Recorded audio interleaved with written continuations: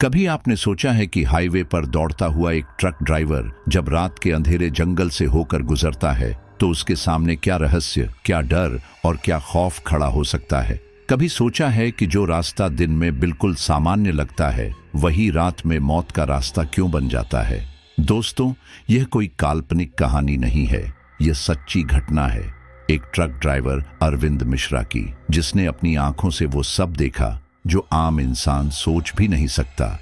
ये कहानी है जंगल, श्राप और उन आत्माओं की जिन्हें भुला दिया गया। और आज डार्क डायरीज पर हम आपको वही डरावना सफर सुनाने जा रहे हैं अरविंद जी के नजरिए से।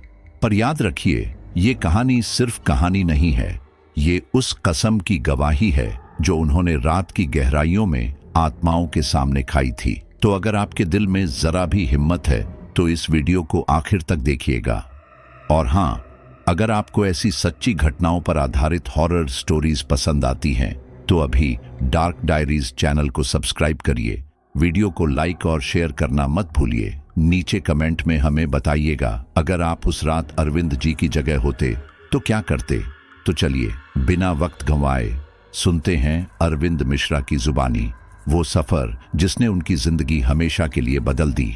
मैं अरविंद मिश्रा, जबलपुर का रहने वाला एक साधारण इंसान, लेकिन जिंदगी के लिए असाधारण सपनों के साथ नया नया ट्रक ड्राइविंग के धंधे में उतरा था।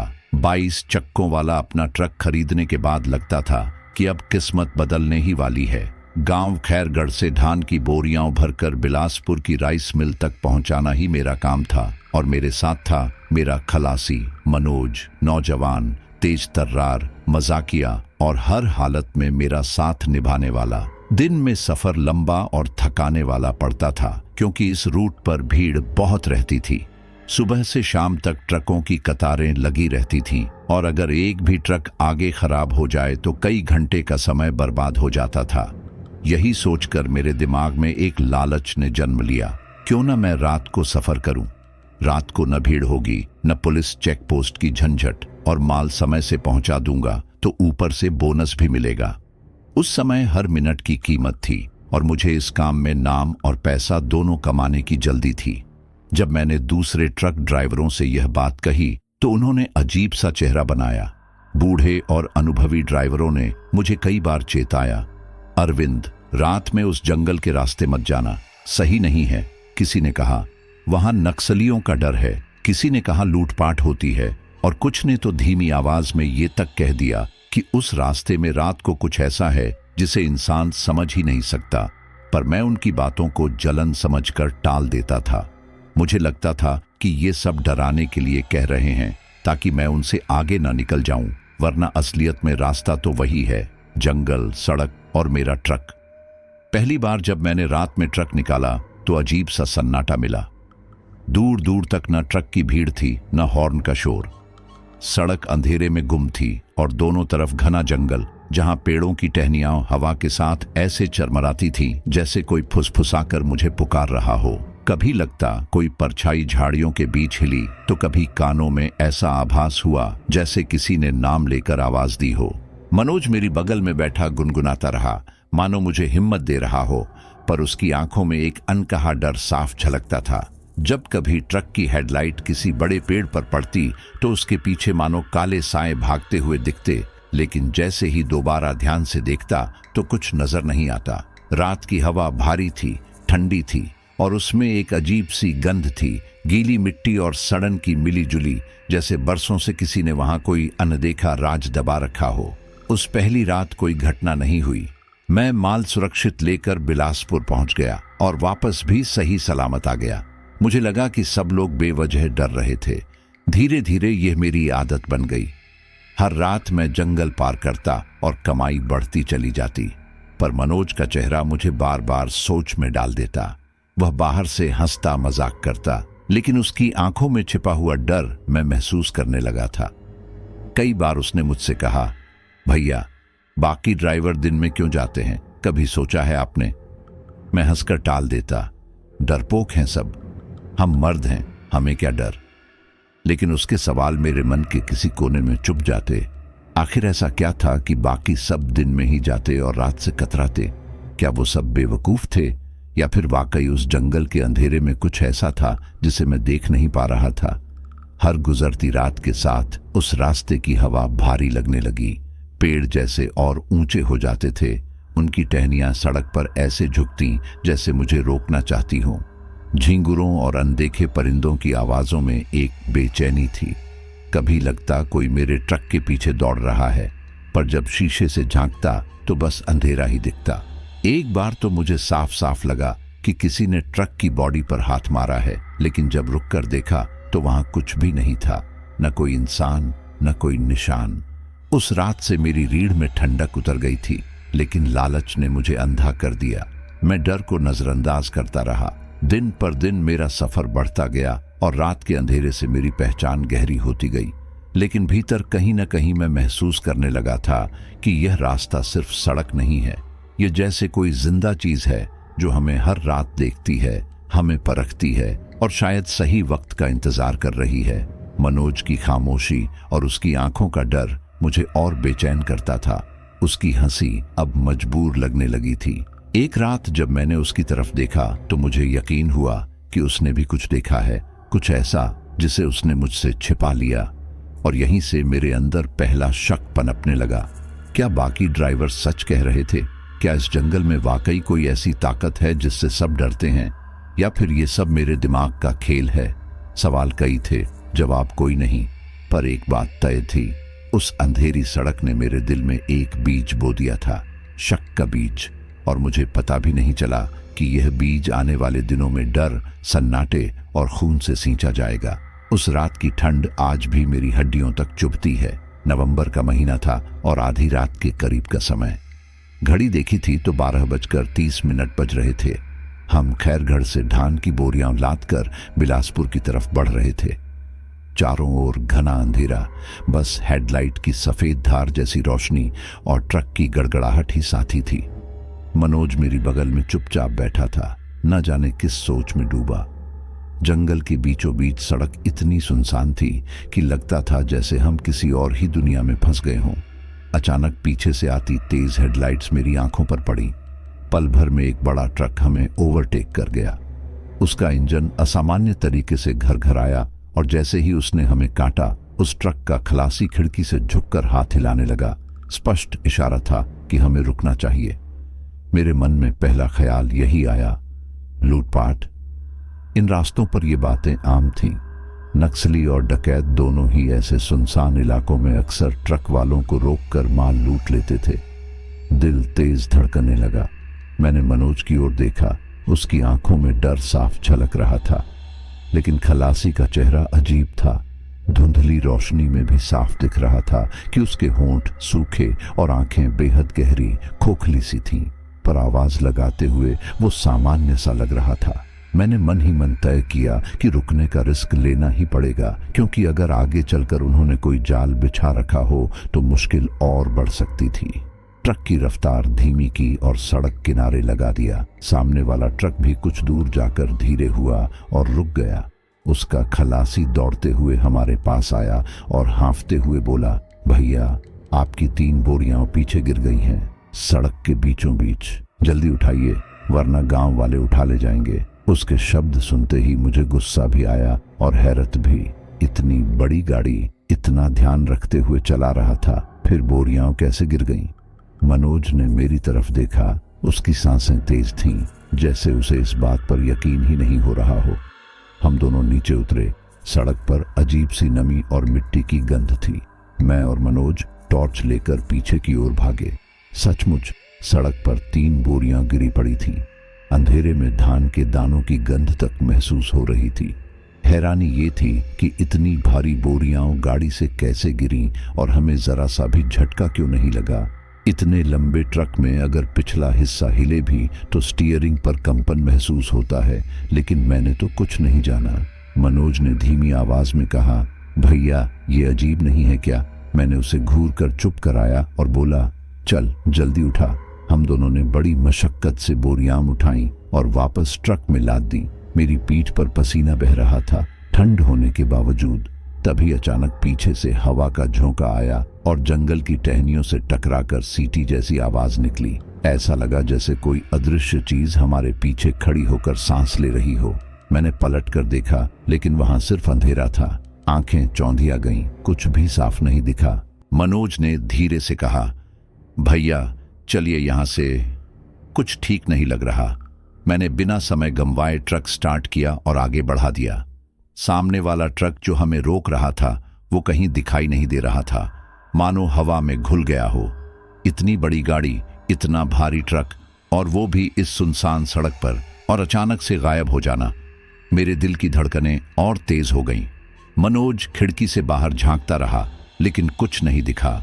बस दूर दूर तक सन्नाटा, घना अंधेरा और जंगल की नमी से भरी बदबूदार हवा।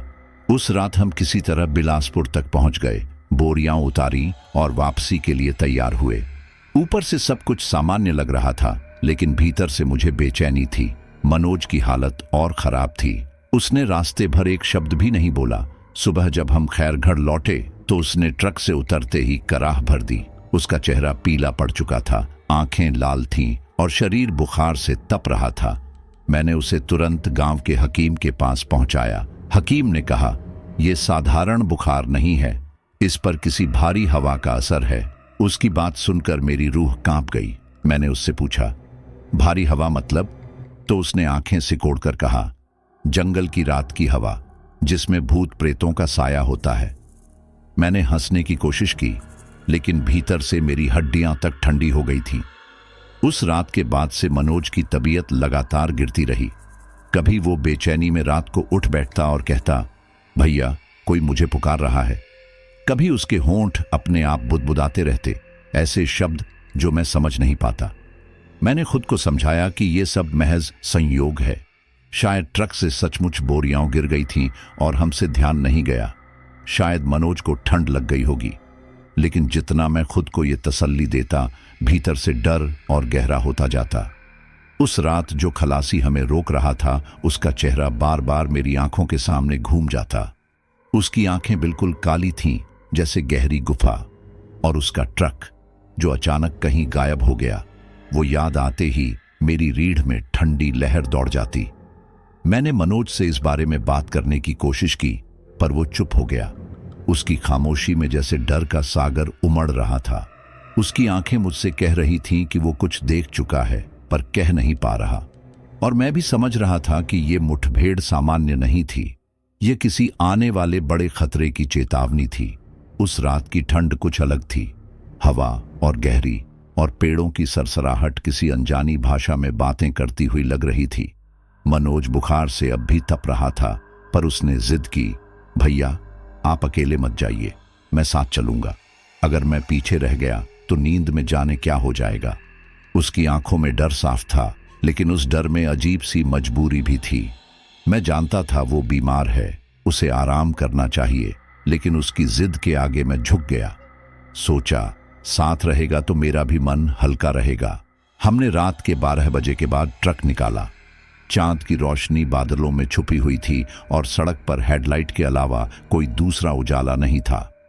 जंगल के बीच से गुजरते वक्त हमेशा ऐसा लगता था जैसे हर पेड़ अपनी जड़ों के साथ हमें देख रहा हो, मानो किसी अनजाने अपराध के लिए गवाह बन गया हो। धीरे धीरे ट्रक उस जगह पहुंचा जहां पिछली रात बोरियां गिरी थीं। वहां एक पुराना कुआं था, उसकी काई जमी दीवारें अंधेरे में किसी गहरे गड्ढे जैसी लग रही थीं। ठीक उसी जगह अचानक एक झटका महसूस हुआ।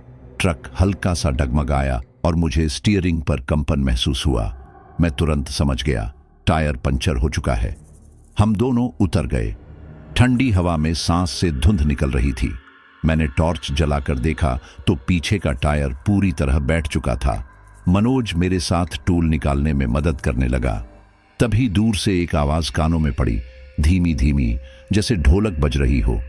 मैंने सोचा कोई गांव में शादी होगी, पर रात के इस सन्नाटे में वो आवाज बहुत अजीब लग रही थी। हम दोनों टायर बदलने में लगे थे, तभी शहनाई की तान सुनाई दी। इतनी मधुर और इतनी साफ कि जैसे कोई हमारे बिल्कुल करीब ही बजा रहा हो। मैंने टॉर्च का फोकस जंगल की तरफ डाला, पर वहां सिर्फ अंधेरा और हिलती टहनियां थीं। ढोल, शहनाई और लोगों की चहल पहल की आवाजें बढ़ती गईं। अब ऐसा लग रहा था मानो पूरी बारात हमारे ठीक पास से आ रही है। पैर पटकने की आहटें, औरतों की हंसी, बच्चों की चीखें, सब कुछ कानों में गूंजने लगा। मैंने मनोज की तरफ देखा। उसके चेहरे से खून उड़ चुका था, उसकी आंखें चौड़ी हो गई थीं और होंठ कांप रहे थे। उसने धीरे से कहा, भैया, ये वही आवाज है जो बूढ़े लोग कहते हैं। ये जिंदा लोगों की बारात नहीं है। उसकी आवाज कांप रही थी। मैं भीतर से हिल गया, लेकिन खुद को संभालते हुए कहा, कुछ नहीं है, गांव से आ रही होगी। पर अगले ही पल मेरी रीढ़ में ठंडी लहर दौड़ गई। आवाजें अब हमारे बिल्कुल सामने से गुजर रही थीं। ढोलक का धमकना और शहनाई की चीखती हुई तान कानों को चीर रही थी। हमें साफ महसूस हुआ कि दर्जनों लोग हंसते बोलते हमारे आसपास से गुजर रहे हैं, लेकिन आंखों से कुछ भी दिखाई नहीं दे रहा था।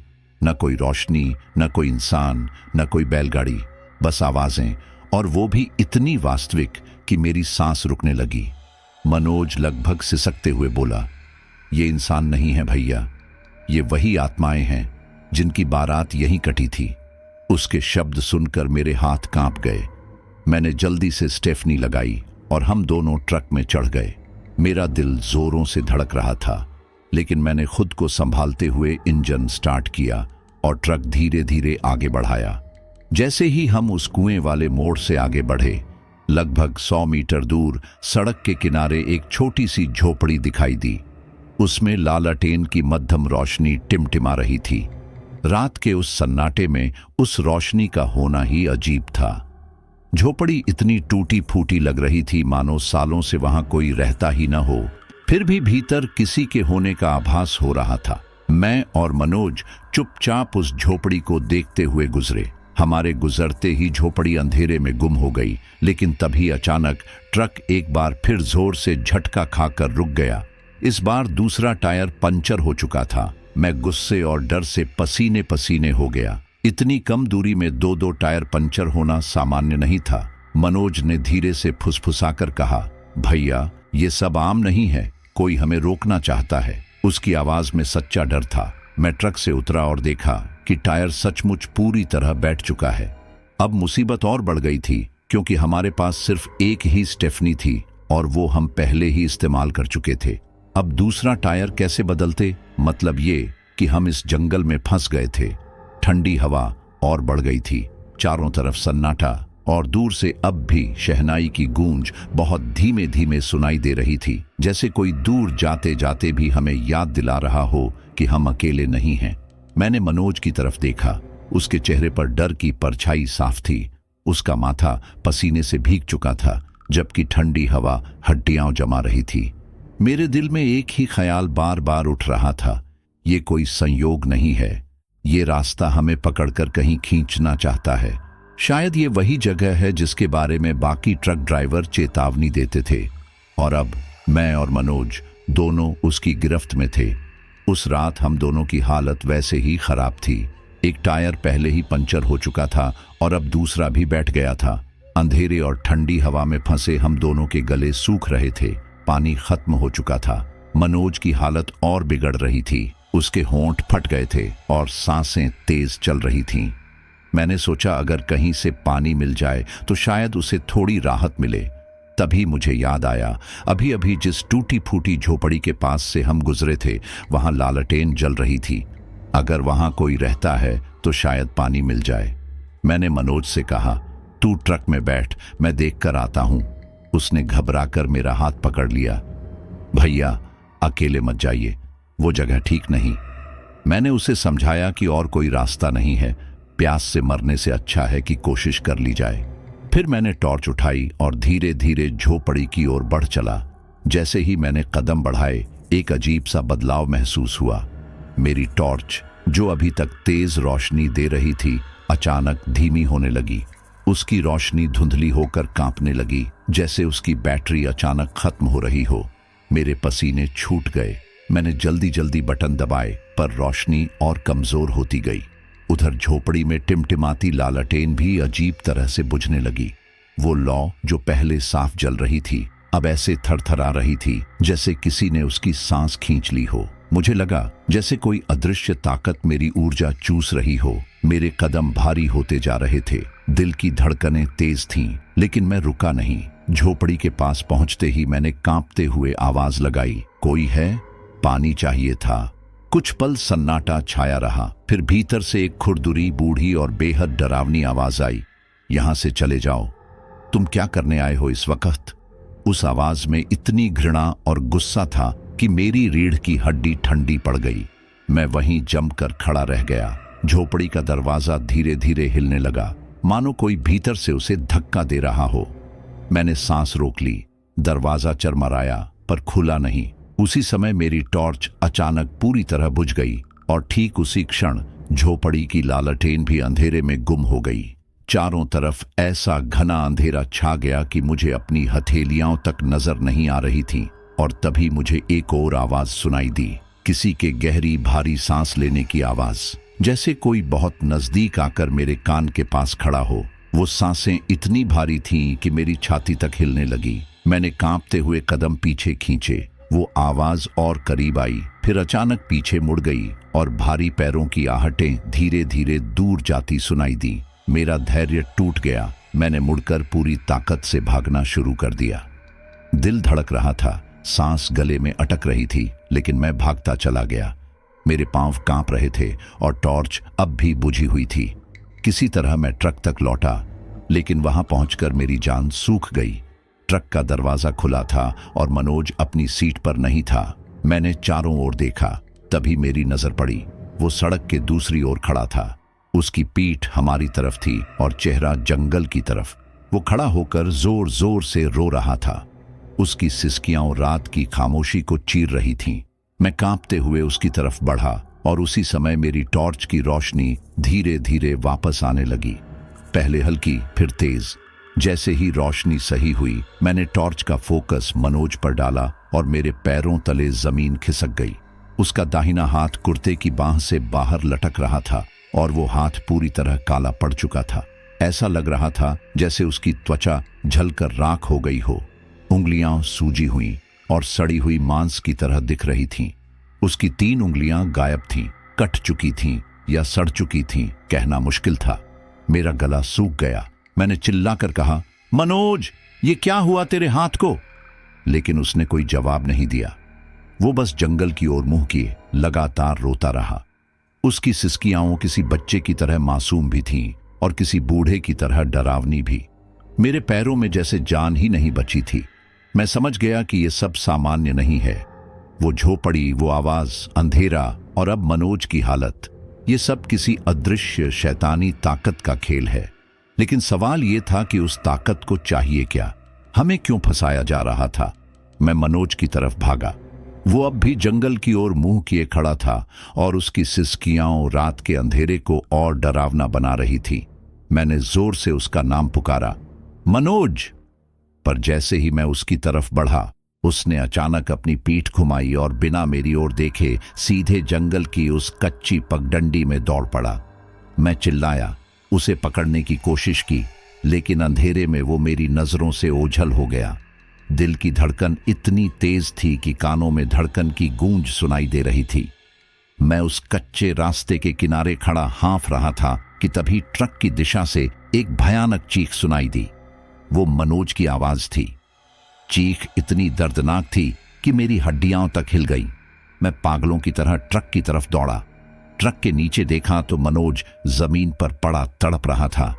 उसकी आंखें उलट गई थीं और उसका शरीर किसी अदृश्य ताकत से झटके खा रहा था। मैं उसे खींचकर बाहर निकाला और जैसे तैसे ट्रक की सीट पर बिठाया। लेकिन उसके मुंह से जो आवाज निकली वो मनोज की आवाज नहीं थी। वो आवाज भारी थी, बूढ़ी थी, मानो किसी बुजुर्ग की आत्मा उसके भीतर से बोल रही हो।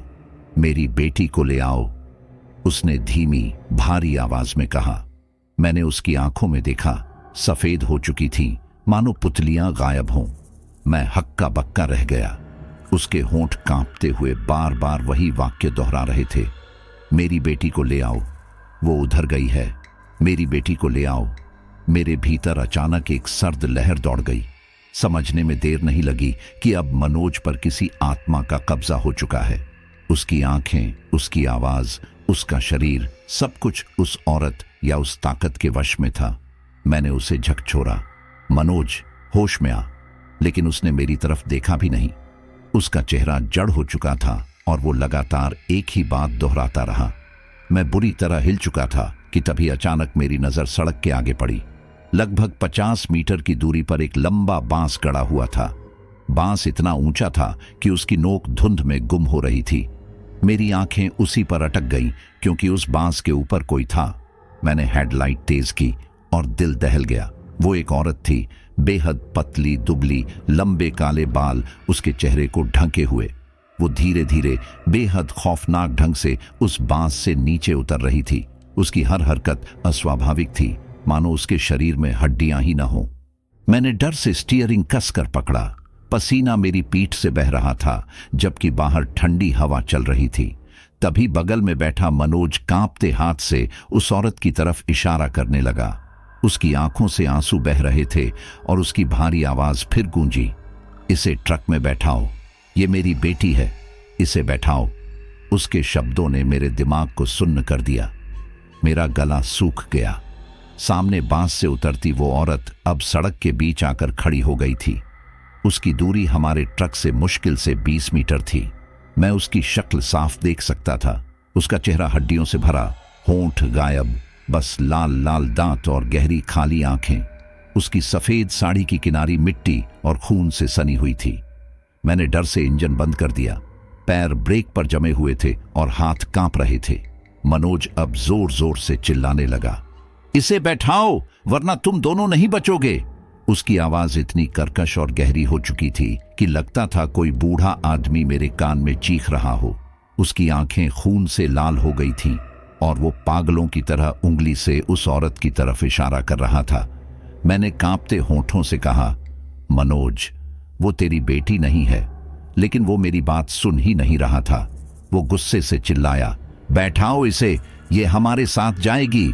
अगर इसे न बिठाया तो सब खत्म हो जाएगा। उसकी चीखें और सामने खड़ी औरत का सन्नाटा, दोनों ने मेरे होश उड़ा दिए। वो औरत एकदम स्थिर खड़ी थी, लेकिन उसकी आंखें सीधे मेरी आंखों में धंस रही थीं। ऐसा लग रहा था जैसे वो मुझे आदेश दे रही हो कि दरवाजा खोलो और उसे अंदर बुलाओ।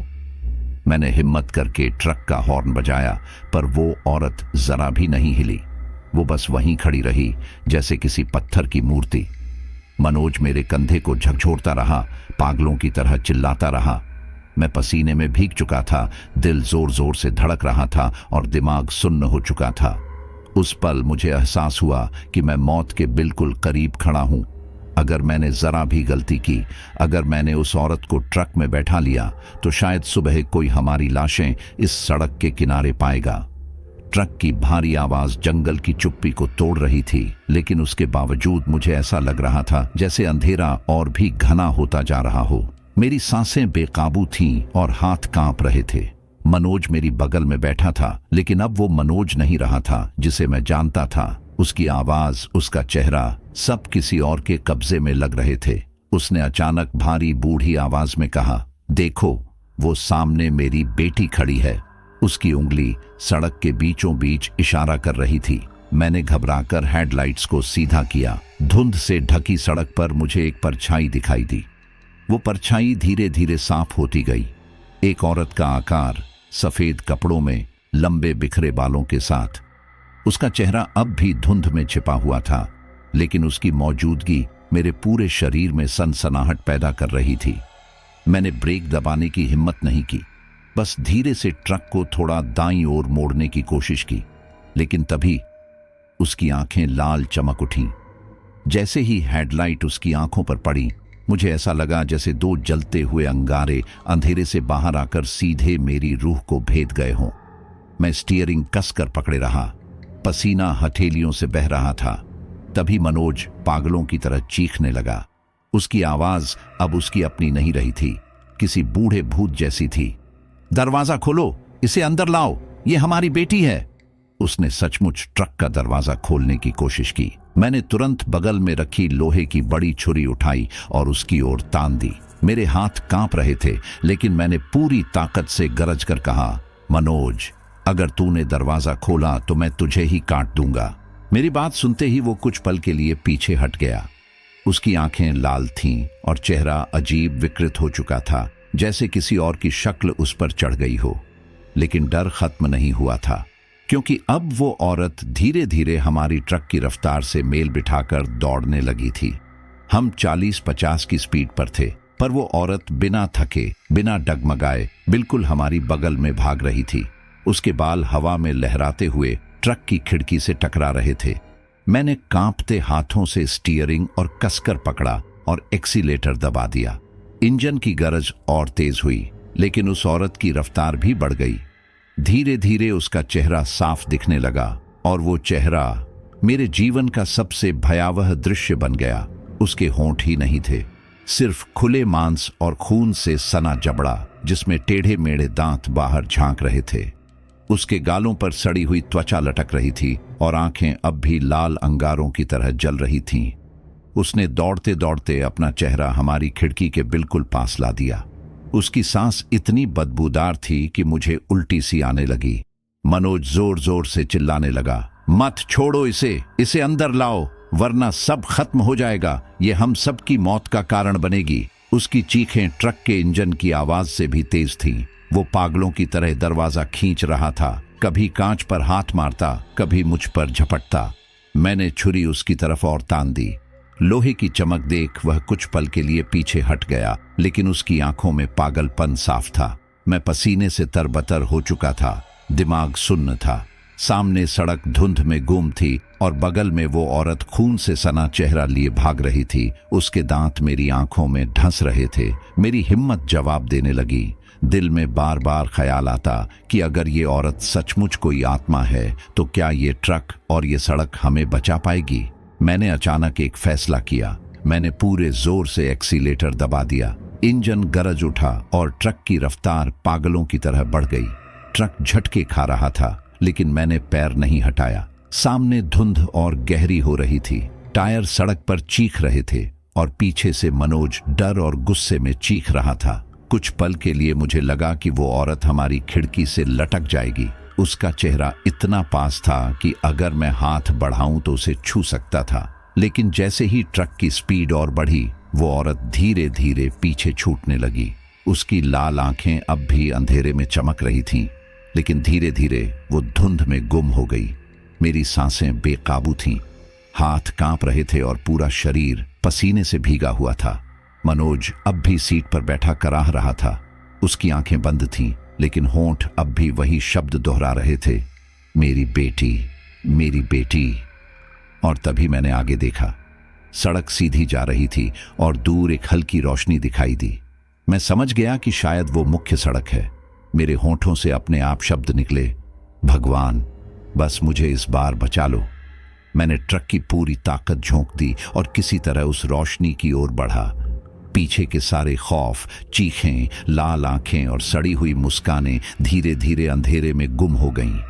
जब आखिरकार ट्रक मुख्य सड़क पर पहुंचा और मैंने सड़क के किनारे की ढाबे की टिमटिमाती रोशनी देखी, तब जाकर पहली बार मैंने चैन की सांस ली। लेकिन मन के अंदर गहराई में कहीं ये ख्याल अब भी बैठा हुआ था, क्या हमने वाकई उससे पीछा छुड़ा लिया है, या वो औरत अब भी हमारी छाया की तरह पीछे पीछे चल रही है। मुख्य सड़क पर पहुंचने के बाद भी मेरा दिल कांपता रहा। पसीने से भीगे कपड़े चिपचिपे हो गए थे और हाथ अब भी स्टीयरिंग पर कांप रहे थे। मनोज मेरी बगल में बेसुध पड़ा था। उसकी सांसें भारी और टूटी फूटी चल रही थीं। उसकी आंखें बंद थीं, लेकिन होंठ अब भी बुदबुदा रहे थे, मेरी बेटी, मेरी बेटी। उस हालत में ट्रक चलाना मुश्किल था, लेकिन मैंने किसी तरह पास ही दिख रहे एक पुराने ढाबे पर ट्रक रोक दिया। ढाबा सुनसान सड़क के किनारे बना था। आधी रात के बाद का समय था, लेकिन वहां 2-3 लोग अब भी बैठे चाय पी रहे थे। पीली टिमटिमाती बल्ब की रोशनी ढाबे को और रहस्यमय बना रही थी। मैंने ट्रक पार्क किया और हांफते हुए उतर गया। मेरे चेहरे पर डर और थकान साफ झलक रही थी। ढाबे का मालिक, एक मध्यम उम्र का आदमी, मुझे देखकर चौंक गया। उसने तुरंत पूछा, कहां से आ रहे हो भाई? चेहरा क्यों सफेद पड़ गया है तुम्हारा? उसकी आंखों में उत्सुकता से ज्यादा डर झलक रहा था, जैसे उसे पहले से अंदाजा हो कि मैं किस रास्ते से आया हूं। मैं खुद को रोक नहीं पाया। मैंने कांपती आवाज में सारी बात बता दी। कैसे टायर बार बार पंचर हुआ, कैसे बारात की अदृश्य आवाजें सुनाई दी, कैसे झोपड़ी में कोई अदृश्य ताकत महसूस हुई और फिर वो औरत, लाल आंखों वाली, बिना होंठों के, सब कुछ एक सांस में उगल दिया। मेरी बात सुनकर ढाबे पर बैठे बाकी लोग भी धीरे धीरे पास आ गए। सभी चुपचाप सुनते रहे। मेरी कहानी पूरी होने पर ढाबे के कोने में बैठा एक बुजुर्ग ट्रक ड्राइवर गहरी सांस लेकर बोला, तो तुम उस रास्ते से आए हो, पीपर खोटी वाले जंगल से। उसकी आवाज धीमी थी, लेकिन उसमें ऐसा बोझ था कि सुनकर मेरी रीढ़ में सिहरन दौड़ गई। मैंने डरते डरते पूछा, क्या है वहां? क्यों बार बार अजीब चीजें होती हैं? बुजुर्ग ने मेरी ओर देखा। उसकी आंखों में अंधेरे का साया झलक रहा था। उसने कहा, बेटा, वो रास्ता श्रापित है, पीपर खोटी का श्राप। वहां जो तुमने देखा वो कोई सपना या वहम नहीं था, वो हकीकत है। सालों पहले उसी जगह पर खून की होली खेली गई थी। ढाबे पर बैठे बाकी लोग अब और भी खामोश हो गए। सिर्फ चाय की केतली से उठती सीटी और कभी कभार लकड़ी के फटने की आवाज आ रही थी। बुजुर्ग ने गहरी सांस ली और कहानी सुनानी शुरू की। बहुत साल पहले, आजादी के बाद के शुरुआती दौर में, इसी सड़क से होकर एक बारात जा रही थी। बारात बड़ी थी। घोड़े, बैलगाड़ियां, औरतें, बच्चे सब शामिल थे। पीपर खोटी जंगल से होकर बारात गुजर रही थी जब रात के अंधेरे में डाकुओं ने हमला कर दिया। डाकू इतने खूंखार थे कि उन्होंने किसी को नहीं छोड़ा। दूल्हा, दुल्हन, बाराती सबको काट डाला। औरतों और बच्चों की चीखें उस जंगल में गूंज उठीं, लेकिन डाकुओं को रहम नहीं आया। उन्होंने औरतों, बच्चों की लाशें उस कुएं में फेंक दी जो आज भी वहां खड़ा है। मेरे शरीर पर रोंगटे खड़े हो गए। अचानक मुझे वही कुआं याद आ गया जहां हमारा पहला टायर पंचर हुआ था। मैंने घबराकर पूछा, मतलब वही कुआं जहां से हमें बारात की आवाजें सुनाई दी थीं? बुजुर्ग ने सिर हिलाया। हाँ, वही कुआं। वहां से हर रात चीखें उठती हैं। बारात की आवाजें, ढोल, शहनाई सब गूंजता है, लेकिन आंखों से कुछ दिखता नहीं। वो सब उन आत्माओं का खेल है जिन्हें कभी शांति नहीं मिली। उनका खून वहीं बहा था और उनकी हड्डियां वहीं सड़ गईं। मैं अवाक होकर सुनता रहा।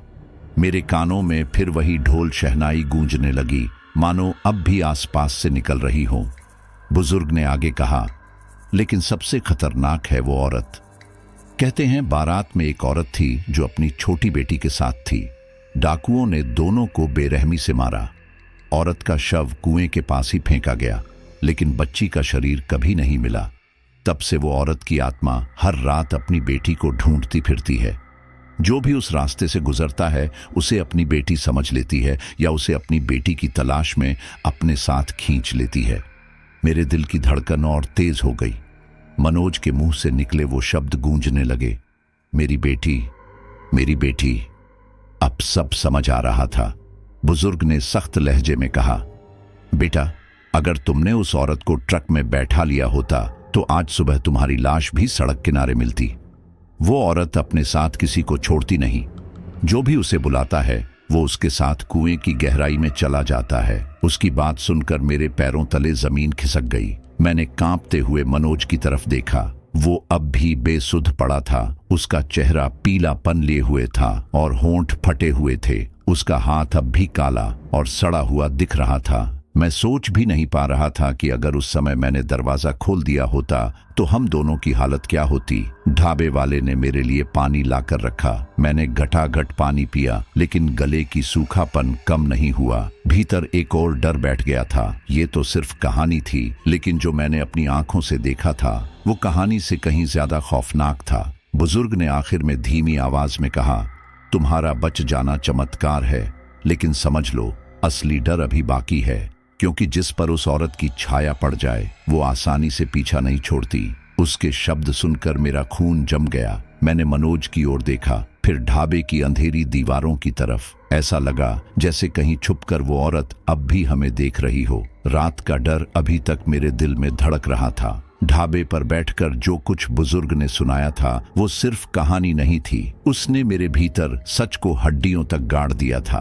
लेकिन उससे भी बड़ा डर ये था कि मनोज अब भी उस औरत की गिरफ्त से बाहर नहीं आया था। सुबह होते होते उसका बदन जलने लगा। पसीना ऐसे बह रहा था मानो उसका पूरा शरीर आग में तप रहा हो।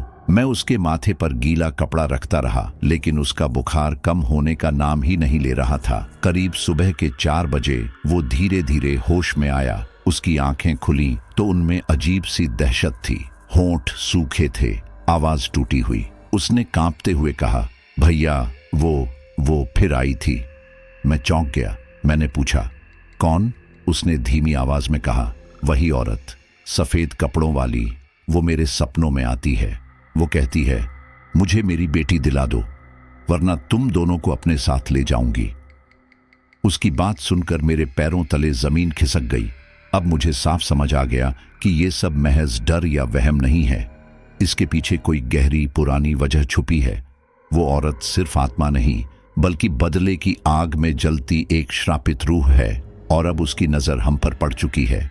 मनोज की हालत देखकर मैं भीतर तक टूट गया। मुझे लग रहा था अगर मैंने कुछ नहीं किया तो शायद वो ज्यादा देर तक जिंदा नहीं बचेगा। मैंने उसी समय ठान लिया कि इस रहस्य को मुझे जड़ से समझना होगा। डर कर भागने से कुछ नहीं होगा। अगर मौत सामने खड़ी है तो उससे भिड़ना ही पड़ेगा। अगली सुबह जब सूरज की किरणें जंगल के ऊपर बिखरी, मैं अकेले ट्रक लेकर वापस पीपर खोटी की तरफ निकल पड़ा। मनोज को ढाबे पर ही छोड़ दिया, क्योंकि उसकी हालत यात्रा के काबिल नहीं थी। रास्ते भर मेरा दिल कांपता रहा। हर पेड़, हर मोड़, हर झाड़ी मुझे किसी छुपे खतरे की तरह लग रही थी। लेकिन इस बार मैं डरा हुआ नहीं भाग रहा था, मैं जवाब तलाशने आया था। गांव पहुंचकर मैंने लोगों से बात करने की कोशिश की, लेकिन वहां का माहौल अजीब था। मैंने पूछा, यहां रात को बारात की आवाज क्यों आती है? उस औरत का क्या सच है? लेकिन जैसे ही मैंने सवाल किया, गांव वाले खामोश हो गए। किसी ने जवाब नहीं दिया। उनकी आंखों में डर और होंठों पर ताले थे। औरतें दरवाजे बंद करने लगी, बच्चे भागकर घरों में छुप गए, मानो मैंने कोई ऐसा नाम ले लिया हो जिसे लेना ही मना हो। मैं हैरान और बेचैन खड़ा था कि तभी एक बुजुर्ग पुजारी मेरे पास आए। उनके सफेद बाल, झुकी कमर और गहरी आंखें थीं। उन्होंने मुझे बैठने का इशारा किया और धीमी आवाज में कहा, तुम बाहर के आदमी हो, फिर भी इतनी जिज्ञासा क्यों रखते हो? मैंने कांपते हुए सब बताया। मनोज की हालत, हमारे साथ हुई घटनाएं और वो औरत। सब सुनकर उन्होंने गहरी सांस ली। फिर उन्होंने कहना शुरू किया, उस औरत का नाम सरस्वती बाई था। सालों पहले डाकुओं ने जब बारात पर हमला किया था, सरस्वती भी उसी बारात में थी। वो अपनी छोटी बेटी के साथ थी। डाकुओं ने उसके सामने ही उसकी बेटी को बेरहमी से मार डाला। कहते हैं बेटी की चीखें सुनकर वो पागल हो गई थी। डाकुओं ने बाद में उसे भी मार दिया और उसकी लाश जंगल के किनारे छोड़ दी। लेकिन उसकी आत्मा उस दिन से चैन से नहीं सो पाई। वो अब भी अपनी बेटी को ढूंढ रही है। मेरे पूरे शरीर में झुरझुरी दौड़ गई। मुझे वो रात याद आई जब मनोज बार बार चिल्ला रहा था, मेरी बेटी, मेरी बेटी। अब सब कुछ साफ हो रहा था। पुजारी ने आगे कहा, तुम्हें शायद लगता होगा कि ये सिर्फ कहानियां हैं, लेकिन सुन लो बेटा, उस औरत की रूह अब भी भटक रही है। कई ट्रक ड्राइवर जो रात में उस रास्ते से गुजरे कभी वापस नहीं लौटे। उनकी लाशें कुएं के पास मिली। गांव वाले सब जानते हैं, लेकिन कोई सच बाहर नहीं आने देता। डर सबके खून में घुल चुका है। मैंने कांपते हुए पूछा, लेकिन अब वो हम पर क्यों है? मनोज पर क्यों? पुजारी ने गहरी नजर से मेरी ओर देखा और कहा, क्योंकि तुम दोनों ने उसकी नजर से नजर मिला ली है। एक बार जिसने भी उसे देख लिया, वो उसके श्राप का हिस्सा बन जाता है। अब वो तुम्हें छोड़ने वाली नहीं। जब तक उसका बदला पूरा नहीं होता, जब तक उसकी बेटी उसे नहीं मिलती, वो तुम्हें चैन से जीने नहीं देगी। उसकी बातें सुनकर मेरा खून जम गया। मेरे कानों में सरस्वती बाई की चीखें गूंजने लगीं। पुजारी ने चेतावनी दी, बेटा, ये रास्ता अब मौत का रास्ता बन चुका है। तुमने उसके इलाके में घुसकर उसे जगा दिया है। अब वो तुम्हारा पीछा नहीं छोड़ेगी। याद रखना, ये श्राप पीढ़ियों से चला आ रहा है और इससे बचना आसान नहीं। मैं स्तब्ध खड़ा था। मेरे पास सवाल ज्यादा थे और जवाब बहुत कम, लेकिन इतना तय था कि अब हमारी जिंदगी सामान्य नहीं रह सकती। मनोज का बीमार शरीर, उसकी टूटती सांसें और उसके सपनों में आती वो औरत, ये सब आने वाले तूफान की चेतावनी थे। उस वक्त मुझे एहसास हुआ कि असली डर अब शुरू होने वाला है। वो औरत सिर्फ आत्मा नहीं थी बल्कि श्राप की जड़ थी और अब हम उसकी गिरफ्त में थे। मनोज की हालत दिन ब दिन बिगड़ती जा रही थी। उसका चेहरा पीला पड़ चुका था, आंखों के नीचे गहरी काली लकीरें बन गई थीं और उसकी सांसें अक्सर तेज हो जाती थीं। सबसे भयानक तो वो रातें थीं जब अचानक आधी रात को वो उठकर बाहर जाने लगता। कई बार मैंने उसे दरवाजा खोलते पकड़ा। उसकी आंखें बंद होती लेकिन पैर जंगल की तरफ बढ़ रहे होते, जैसे कोई अदृश्य ताकत उसे खींच रही हो। एक रात तो हद हो गई। करीब 2 बजे मेरी नींद टूटी तो देखा कि मनोज कमरे के बीचों बीच खड़ा है। उसकी आवाज बदल चुकी थी, भारी, करखत, बूढ़े जैसी। वो बुदबुदा रहा था, मुझे मेरी बेटी चाहिए, उसे ला दो। उस पल मेरा दिल कांप गया। मैंने उसे झकझोरा तो वो बेहोश होकर गिर पड़ा। मैं समझ चुका था कि ये अब मेरी ताकत से बाहर है। मैंने गांव के एक ओंझा को बुलाने का निश्चय किया। लोग कहते थे कि वो आत्माओं से बात कर सकता है। ओझा आया, लंबा कद, माथे पर राख, गले में नीम की माला और हाथ में त्रिशूल। उसने मनोज को ध्यान से देखा, फिर मेरी ओर घूरते हुए बोला, तुम दोनों पर अधूरी आत्माओं का साया है। ये सिर्फ डर नहीं, ये एक बंधन है। जब तक सामना नहीं करोगे छुटकारा नहीं मिलेगा। उसकी बात सुनकर मेरी सांस अटक गई। मैंने कांपते हुए पूछा, तो क्या किया जाए? ओझा ने गहरी आवाज में कहा, आज रात, आधी रात को हमें उसी जगह जाना होगा जहां तुम्हें झोपड़ी दिखाई दी थी। वहीं इस खेल का असली दरवाजा है, वहीं उसका वास है। मैं डर से सिहर उठा, फिर भी मजबूरी थी। मनोज की हालत ऐसी थी कि मुझे हर हाल में कोशिश करनी थी। मैंने हामी भर दी। रात होते ही मैंने ट्रक तैयार किया। मनोज बेसुध पड़ा था, लेकिन ओझा ने कहा कि उसे भी साथ ले जाना जरूरी है क्योंकि आत्मा की पकड़ उसी पर है। मैं घबराया हुआ ट्रक लेकर जंगल की उसी सड़क पर निकल पड़ा। चांदनी धुंध में घिरी थी। पेड़ों की परछाइयां सड़क पर लंबी होकर झूल रही थीं और हर झोंके के साथ सन्नाटा और गहरा हो रहा था। करीब 12 बजे जब हम उस जगह पहुंचे, मेरा दिल धड़क धड़क कर फटने को था। मैंने ट्रक किनारे लगाया। जैसे ही नीचे उतरे, मेरी रीढ़ में बिजली सी दौड़ गई। वहां वही झोपड़ी खड़ी थी। दिन में जब मैं लौटा था तो वो गायब थी, लेकिन अब लालटेन की हल्की लौ के साथ बिल्कुल सामने थी। उसका दृश्य देखकर मेरे रोंगटे खड़े हो गए। ओझा ने त्रिशूल जमीन में गाढ़ा और मंत्र पढ़ना शुरू कर दिया। उसकी आवाज गूंज रही थी, कभी धीमी, कभी तेज। हवा अचानक ठंडी होने लगी। झोपड़ी की खिड़की अपने आप हिलने लगी। लालटेन की लौ कांपने लगी और तभी एक तीखी औरत की चीख पूरे जंगल में गूंज उठी। वो चीख इतनी भयानक थी कि मेरी हड्डियां तक जम गईं, मानो किसी ने जिंदा जलाकर उसकी जान ली हो और वो दर्द अब भी उसकी रूह में जल रहा हो। मनोज बेकाबू होकर उठ बैठा और पागलों की तरह झोपड़ी की तरफ इशारा करने लगा। उसकी आंखें पूरी सफेद हो चुकी थीं। वो चीख रहा था, वो आई, वो आई। झोपड़ी का दरवाजा अपने आप हिलने लगा, फिर अचानक चरमराहट के साथ खुल गया। अंदर घुप अंधेरा था, लेकिन उसमें से एक परछाई धीरे धीरे बाहर आने लगी। सफेद कपड़े, बिखरे बाल और चेहरा वही खून से सना, बिना होंठों वाला चेहरा। उसकी आंखें लाल जल रही थीं। ओझा तेजी से मंत्र पढ़ने लगा। उसकी आवाज जितनी ऊंची होती उतनी ही औरत की चीखें तेज होती। हवा तूफान की तरह चलने लगी, पेड़ चरमराने लगे और झोपड़ी की दीवारें हिलने लगीं। मुझे लगा कि पूरी धरती कांप रही है। मैंने डर से आंखें बंद कर लीं। मेरे कान फटने को थे। मनोज अब झटके खाने लगा था। उसका शरीर कांप रहा था और उसकी आवाज बदलकर उसी औरत जैसी हो चुकी थी। वो कराहते हुए कह रहा था, मुझे मेरी बेटी चाहिए, मुझे मेरी बेटी दो।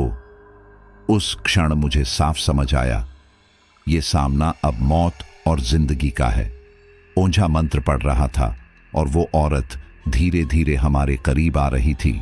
उसकी परछाई लंबी होकर जमीन पर फैल रही थी, जैसे पूरा जंगल उसी की गिरफ्त में आ गया हो। जंगल के उस घुप अंधेरे में मेरी सांसें थम सी गई थीं। ओझा के मंत्रों की आवाज गूंज रही थी। हवा तूफानी हो चुकी थी और मनोज तड़पते हुए जमीन पर कांप रहा था।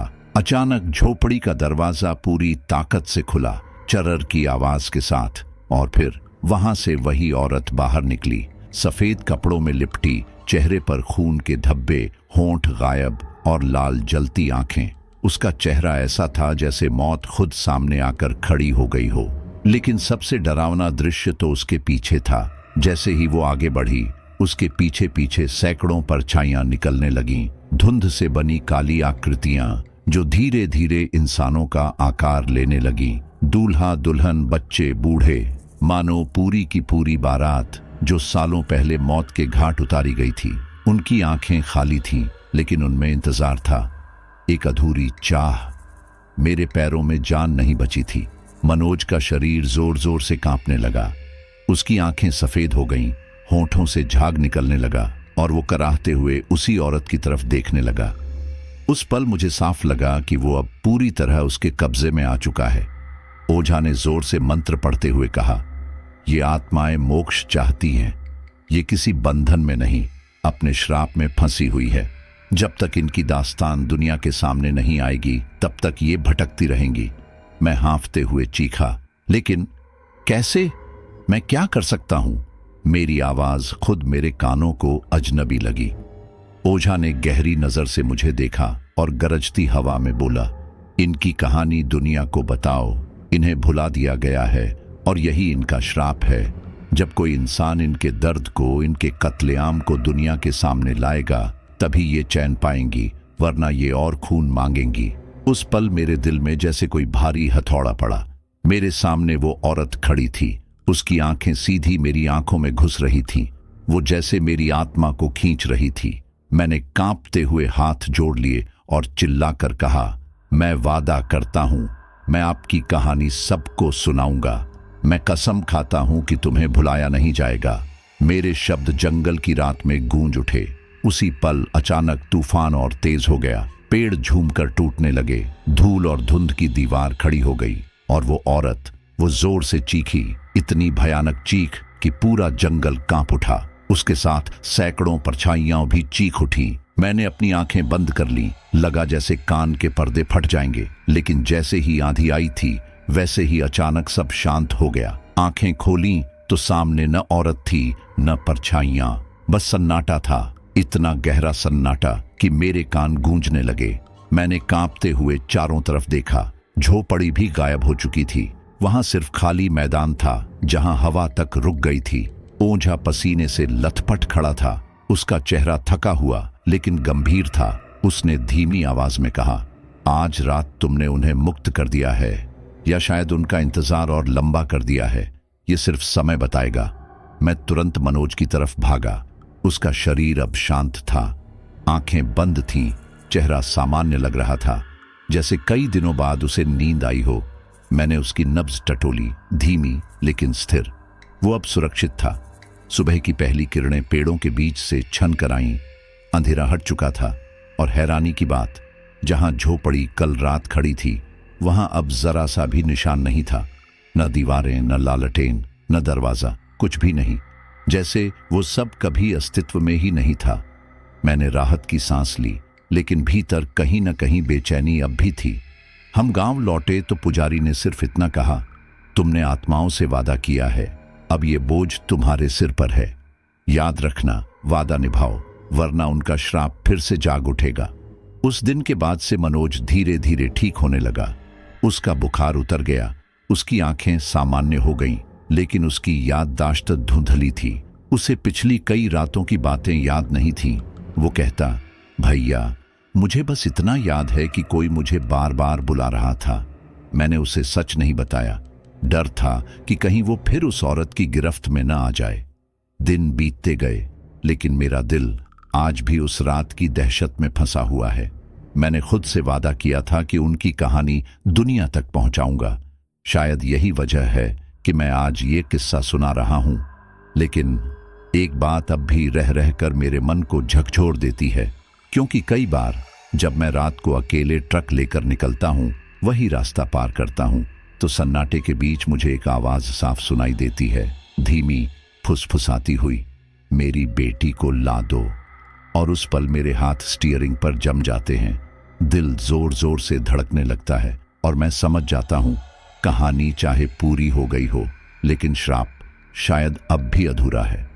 तो दोस्तों, ये थी अरविंद मिश्रा की सच्ची आप बीती, एक ऐसी रात की कहानी जिसमें उन्होंने मौत के रास्ते, श्रापित आत्माओं और अधूरी बारात का सामना किया।